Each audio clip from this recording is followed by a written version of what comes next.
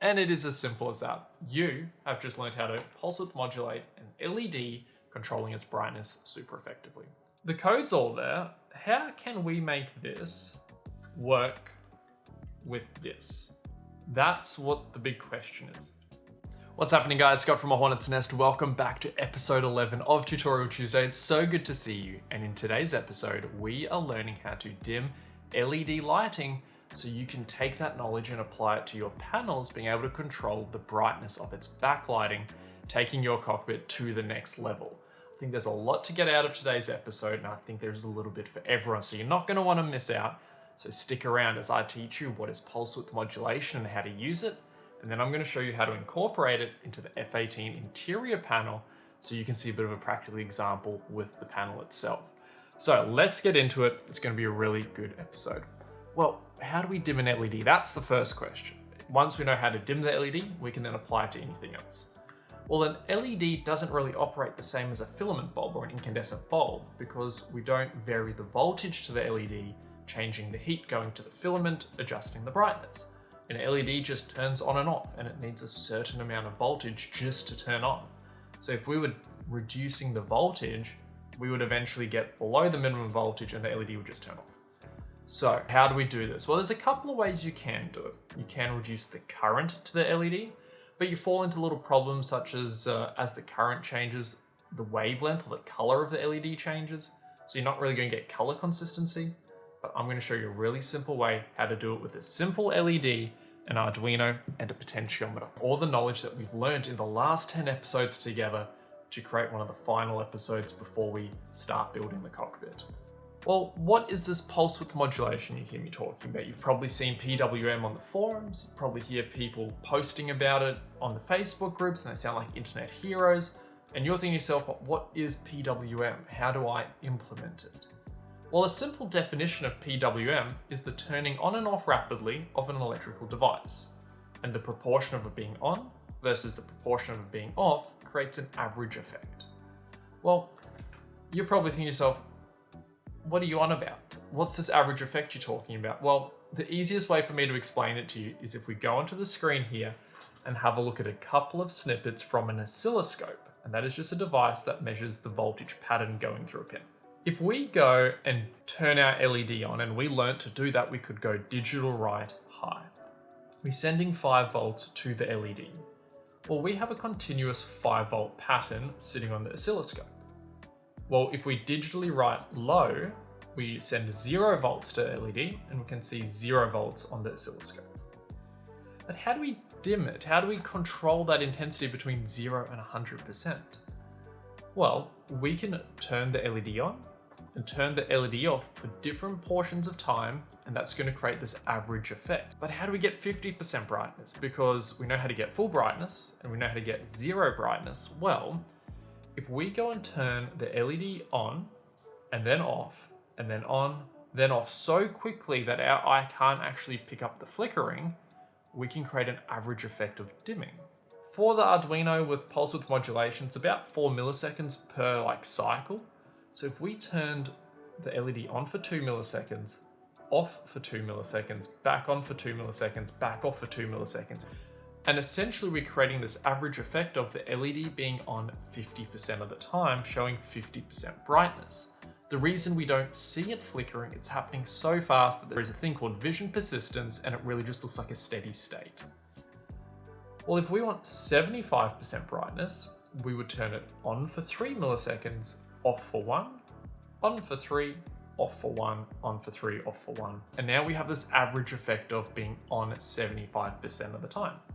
And it's the same for 25%, on for 1, off for 3, on for 1, off for 3. And then you can have as many proportions as you want, ranging from 0 to 100% brightness.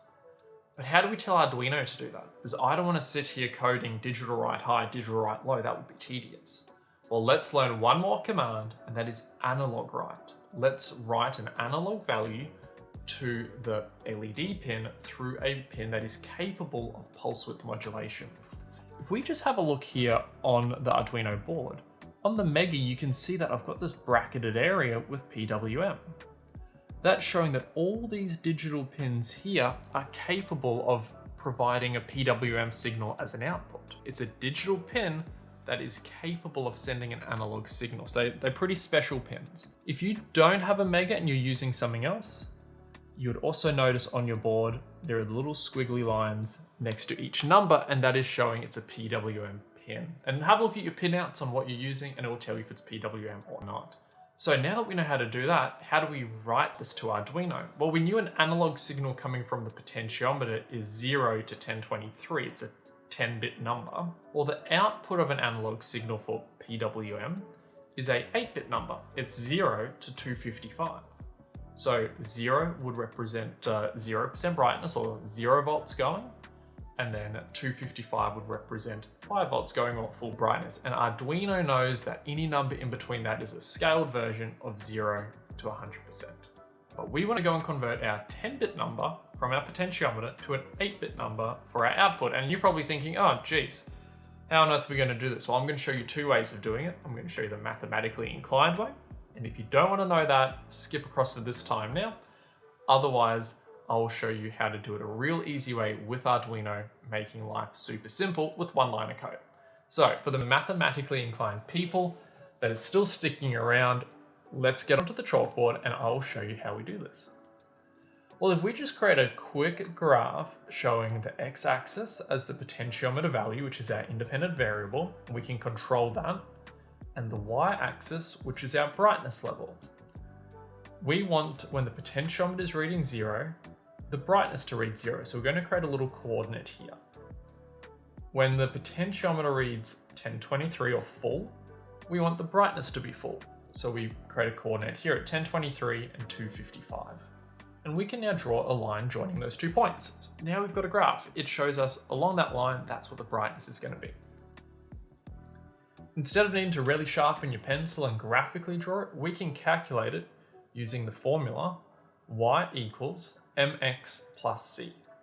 Y being what we're calculating for, m being the gradient of the graph, and then x being what the potentiometer is reading, c being a constant, and that constant is just the y value when x equals 0. Well, we're cutting through the origin of the graph, so c just equals 0. If we follow that forward, we can calculate the gradient, or m equals y2 minus y1 divided by x2 minus x1. And we can plug that into the calculator with all our variables inputted, and there we have it. We can now go and calculate what the y value is going to be. Well, we don't need to go do that sort of maths in Arduino code because Arduino has a mapping function all for that. So let's get into Arduino and get into it, and I'll show you how to use the mapping function real soon. So we're here in a new sketch.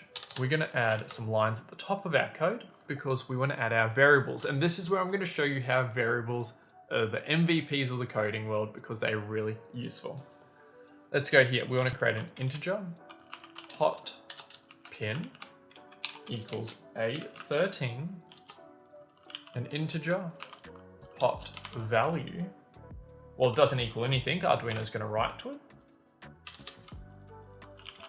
Integer LED pin equals 6.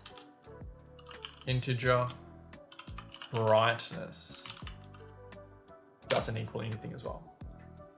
Brightness is an integer because it's a whole number between 0 and 255. There's 256 intervals of brightness that we can use. And that is pretty much it. Let's go into our setup, and we want to start our serial monitor. So it's serial.begin, baud rate 9600. Pin mode, we're busy defining what each pin does so Arduino knows what to do with it. And we're going to go pin mode, pot pin, comma, input. Pin mode, LED pin is an output. We haven't used outputs in a long time. Great. So we know the setup's going to run once. We're starting the serial monitor so we can see data on the screen of what the potentiometer is actually reading.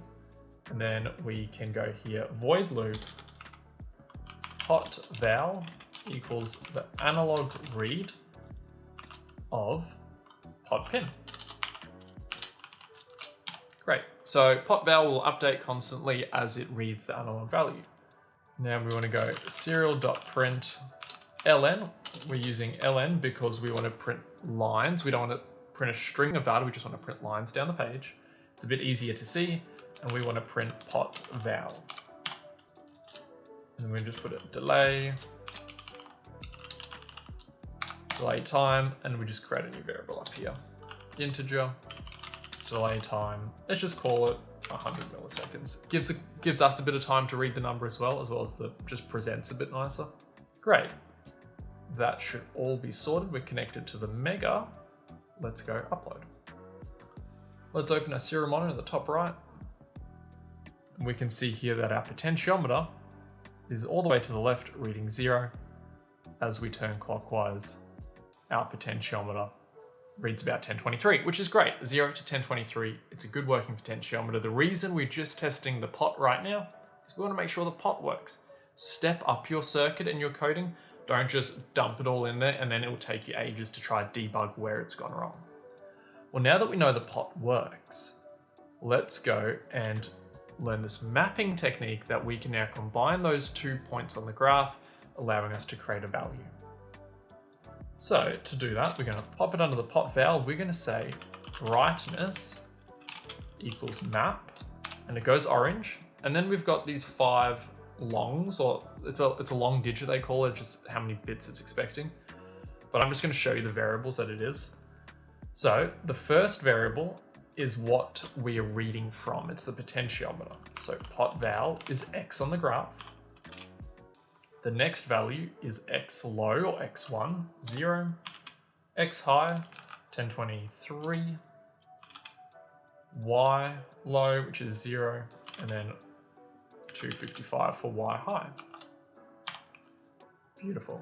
Now you're thinking, Scott, you have gone 10 episodes telling us do not hard code into your code and you've just gone and hard coded.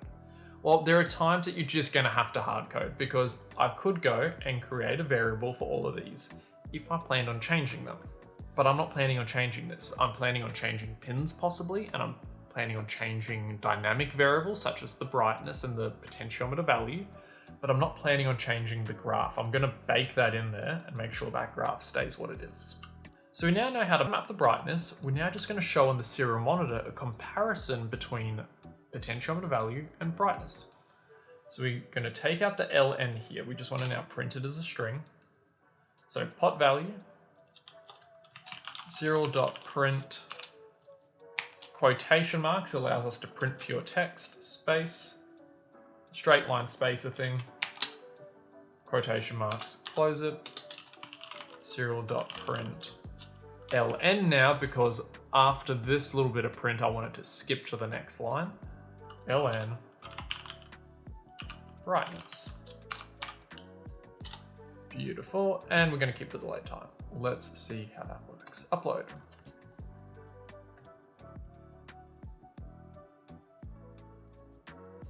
Look at that. So at full brightness, we've got 1023 with 255. And again, breadboards aren't the greatest circuits for like getting the most accurate numbers because they just push together connections. But for what we're doing, it's not too bad. As we go counterclockwise, you can see the left column is our potentiometer. The right column is our brightness level. Hey, look at that. That's pretty cool. That works really, really well. So now we know we've got the pot value working. Our brightness is mapped correctly. Now we can go and write that to the pin. So last bit of coding for this, we're going to write it underneath the brightness. And the reason I keep just pushing the serial print down is Arduino reads chronologically, like line 1 through to line 100. So I want all that to display, and then I want the print to come last. So we're going to go here, anologWrite, open brackets, where we're writing to LED pin. Do you see how easy it is to remember the variables instead of trying to remember what pin number it actually was? It's another great reason why we use variables. It's a bit more intuitive to use. And we now want to write brightness. Great. Well, that's pretty much it. Let's go upload. We'll leave the serial monitor running. That way you can see the serial monitor changing as the LED brightness changes as well. So here we go. I've got the LED pushed down here on the breadboard because if you point the LED up at the camera, it's going to be super bright. whereas we can kind of see more of a residual light coming out of it. So here we go. Let's turn the LED up, turning clockwise. And as you can see, the hotspots get closer and closer, showing it's getting brighter. Full brightness, turning counterclockwise. It's getting dimmer, dimmer, dimmer, dimmer, and then it turns off. Turning on, turning off. And it is as simple as that. You have just learned how to pulse width modulate an LED, controlling its brightness super effectively. That is very, very cool. If you're following along at home, you can be super proud that you have made it this far. Well, what can we now do with this? The code's all there. How can we make this work with this? That's what the big question is. Well, if I go and shuffle this over here and we just pop this board underneath, we have potentiometers and LED lights. It really should work the same. But a little limitation with Arduino is each pin, output or input, mainly outputs, can only output 40 milliamps. That is roughly 2 LEDs worth. They take about 20 milliamps each on your average 3mm LED. So we know that there's more than 2 LEDs in that interior lighting panel, as well as I'm using 12 volt strip lighting. Now you're probably looking at this wondering where my strip lighting is. It's all embedded into the panel, giving it a super slick OEM look. It's very cool. And we can look at that as a much later episode. But for now, that's where it is. This power cable feeds into my LED lighting, dimming it perfectly. So how do we operate a 12 volt strip lighting when all Arduino knows is how to push out 5 volts? Well, let's get back here onto our board and we're going to go into Microsoft Paint. This is where you know tutorials are getting intense, when Paint gets ripped out. Well, we've got our LED strip lighting here and we've got our PSU, or our power supply unit, connected to the wall. Now, if you want to use an LED driver or just a transformer, up to you. Do your own research of what's best for you. But for now, I'm just using a normal transformer because of how short the LED strip is. It's 12 volts. Arduino can only handle 5 volts. So we need something here to turn this LED strip on and off rapidly to dim it. Well, you could go hire someone and tell them to sit at the wall and train them to turn that wall switch on and off multiple times a second and see how well it goes for you. Or we can just use a $5 component called a MOSFET, and you can get these little panels making real easy work for you.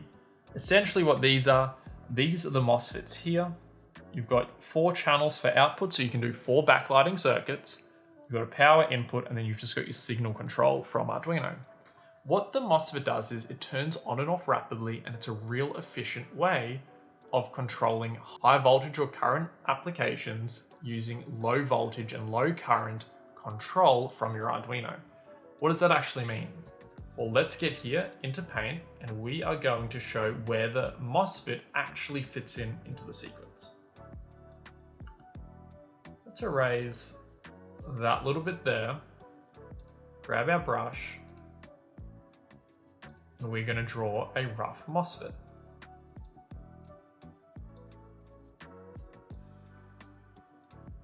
That's kind of what a MOSFET looks like, as like a schematic version. What it is essentially a gatekeeper. It opens and closes a gate, allowing electrical current to flow through your high application devices. So if we look at the screen here, we would send a signal from pin 6, or a pulse width modulate signal, to the gate, and when voltage is applied, the gate closes, allowing our 12 volts to flow from the power supply to the LED. When voltage is removed from the gate opens, breaking the circuit, stopping all current flowing. So you can now see we can open that gate rapidly, creating a dimming effect on our 12 volt system. Really, really simple. So let's get into it and show you how it actually works with the interior lighting panel. All right, so before we get actually into the interior lighting panel, if you're looking at this panel wondering, how do I go and make one of those myself? Well, you're gonna need a laser cutter, a 3D printer, the ability to make circuit boards, and now you're probably thinking, that's a lot of equipment I need, and this is the only real hobby I'm using that equipment for. Well, I can tell you, don't go and spend your money on expensive equipment if you're only going to use it once.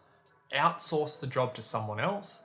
That way, save yourself money and time, allowing you to spend that money on other features in your cockpit that is going to enhance your experience. And to do that, I can really recommend our friends at PCBWay, where they've got a full 3D printing and milling service ready to go. Let me just show you how easy it is. If we go onto their website here, you click CNC 3D printing in the top menu bar, and now you can go CNC, you can get sheet metal, as well as 3D printing services done, saving yourself from buying a CNC machine, saving you from buying a resin printer when you're probably not going to use it again. So yeah, if you're considering this hobby and you're like, oh, the equipment's really expensive, don't buy it, just go and outsource it until you're really ready to make the jump. So let's get back into it now and show you how this all connects up. Alrighty, so here we are. We spoke about our MOSFETs where we've got a power supply where it comes in from 12 volts, goes out through one of the 4 channels, and then we've got signal here. And they can be used with DuPont connectors, they're really good. Well, let's start connecting it. We've got a breakout DuPont connector here, and it's just got the male pins and the female pins. And let's go and connect it to channel 4, just to keep it nice and separate, making the image on the screen a bit neater. Notice though, where my blue signal wire is coming from. It goes signal, 5 volts, ground. Signal isn't in the middle like our potentiometers. We're going to go and connect the signal to pin 6. And we're going to go and connect our ground and 5 volts just like normal.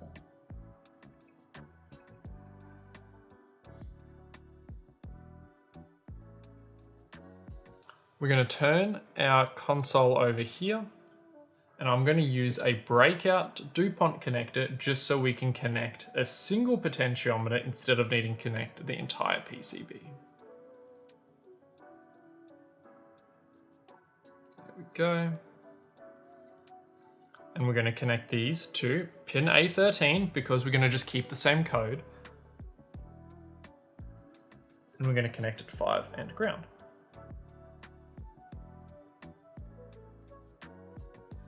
Beautiful.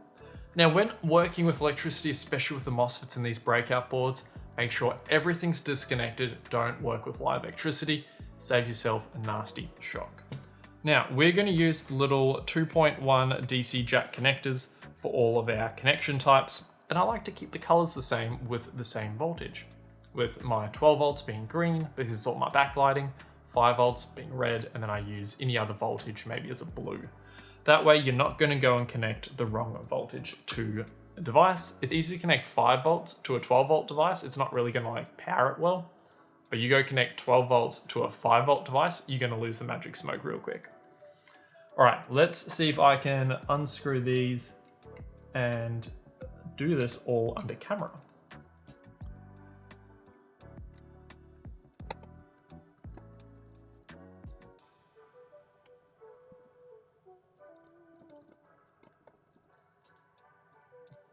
There we go. Now you just want to test all your connections, make sure they're nice and fitting. And now we're ready to connect it up. So let's go and connect our connector from our panel to the output. And we're going to go and connect our 12 volts to the input. There we go. I think we're ready to do it. So let's bring this into a better view. There we go. And we're going to be using the console dimming knob just because we're operating a console and we're keeping it fairly realistic. So quick discussion again. Blue wire goes into the signal controlling the MOSFET. That's your pulse width modulation signal. The yellow wire goes to A13, connecting as the middle pin on our potentiometer. So now you can see as we turn right, brightness comes on. And as we get to full, the text gets a bit blurry because we're pointing LEDs straight up at the camera, creating, but if you saw this in real life, it looks incredible. I love it. And it's got the perfect amount of hot spotting, which is really realistic to actual backlighting. You're not going to get the perfect green text like DCS shows. I'm turning the knob down. You can see it dimming, dimming, dimming, and it gets to the dimmer stage. I think that's incredible. It's really, really cool when this works, and these MOSFET channels are only about $5. It's a real simple solution. You don't need to go and now wire some random dimmer that you got from Amazon. So yeah, that's about it for today. We learned the fundamentals of PWM and how to use it with a single LED, and now we've learned how to use it with multiple LEDs or a strip running a completely different voltage to the Arduino. And now you're probably wondering, why aren't I using DCS BIOS for this? Well, we don't need to. We've got it all here for us. If you're maybe making a cockpit that's not a full fidelity cockpit and it's not a sit-in cockpit, you might want to send a signal to Arduino, just break off a little bit of a variable and use that pot val as a DCS BIOS value as well, just because you're going to want your cockpit and game to sync. But because we are building a full functional cockpit here, we're not really going to see the inside of the game. And me sending it to DCS BIOS to send it to the game to then just receive the signal back, it's just creating a middleman. So yeah, with our MOSFET, we make real easy work of it. So yeah, I hope you got something out of this lesson. If you stayed through the entire time, you're an absolute trooper for watching. Thank you for all your support. We are getting pretty close. I think the next lesson we're going into is pretty important for running the entire pit. And then I think we're getting ready to finish the printing and building of the cockpit. So have a good weekend. Enjoy your flight simming as always. Stay safe. Let me know how you went with your dimming. If you've got any questions, always comment below, and I will see you in the next episode.